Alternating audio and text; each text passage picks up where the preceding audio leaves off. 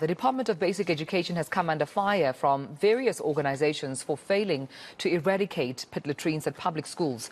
This is after a 4-year-old fell into a pit toilet at a school in Glen Grey, this in the Eastern Cape, earlier on this week. But a few years ago, another pupil's life was cut short in the very same manner. I'm now joined by the Eastern Cape Education Department spokesperson, Ms. Vuyiseka Mboxela, this morning. Vuyiseka, thank you so much for your time and good morning to you. I think pit latrines have proved to be not only a daily hazard for children in the Eastern Cape, but also a problem for the department and government to eradicate. Why is this the case? Why are we still talking pit latrines and children dying due to these latrines in this day and age? Thank you very much, Tumelo, and good morning to the viewers of eNCA.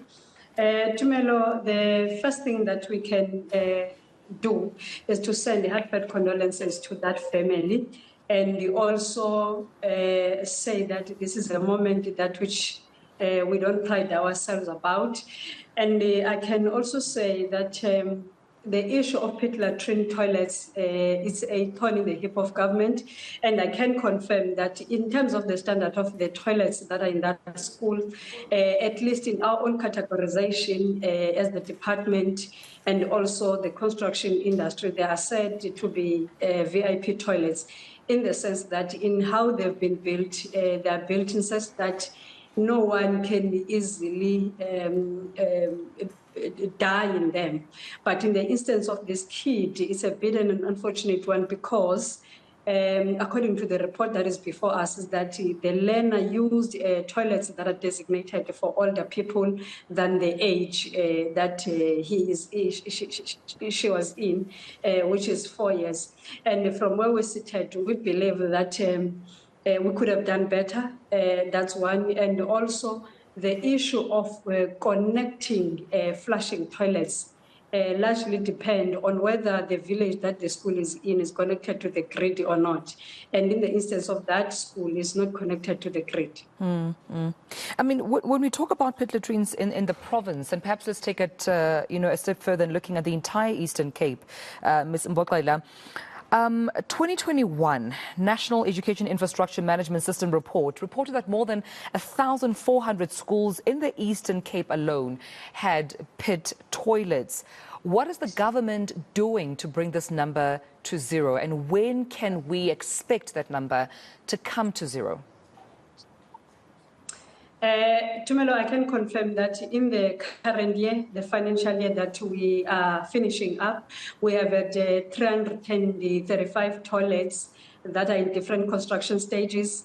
And I can also confirm that there are a plethora of toilet facilities that were given to different schools in the province. That project was led by the MEC, and I can confirm that there's a 99 number of toilets that are to be built through the program of DBE, of eradicating toilets. And of course, there are different agencies that do help us. But in the incoming financial year, that number is also going to increase, because what is a reality is that we are eradicating pit latrine toilets from schools that were not necessarily built by government, and those that would have been built by government, they are in a state that which they can be used.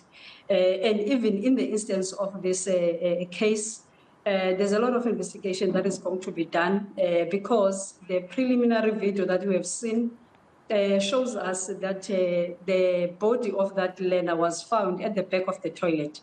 So there are a lot of questions that are coming, and the investigation that is taking place is going to help us to be able to answer some of the questions that we are having in relation to where exactly the body was found, irrespective of the state of the toilet and also irrespective of the location of the toilet where the body of the kid was found.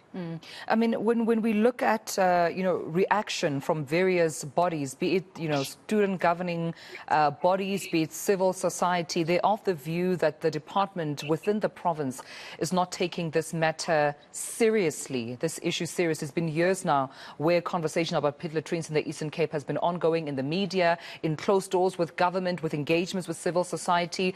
Just in my last question to you, Ms. Mboxela, is this the case? Is the Eastern Cape Education Department not taking this matter seriously?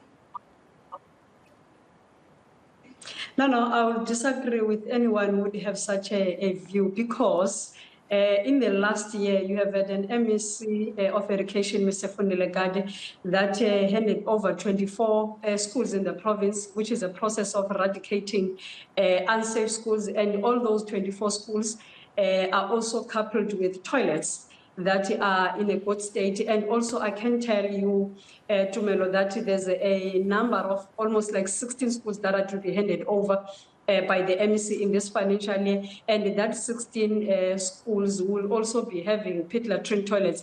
And also I can tell you, Tumelo, that in terms of the plans of the department, I've already said that you've got 353 that is already in construction phases. Yes, the pace to which we are taking just generally as government might not be the desired one according to the people, but this is one of the issues that the department takes it very serious. And I can also say that the MEC is in that school and subsequently will go to the family to send heartfelt condolences, which therefore tells you that amongst the priorities of his task as an MEC is also to be close to the families and also to be close to those that are participant in the education sector of the province. Oh, we'll leave it there, and I appreciate you speaking to me about this. Thank you for your time, Eastern Cape Education spokesperson, Vuyiseka Mboxela, for joining us right here on All Angles.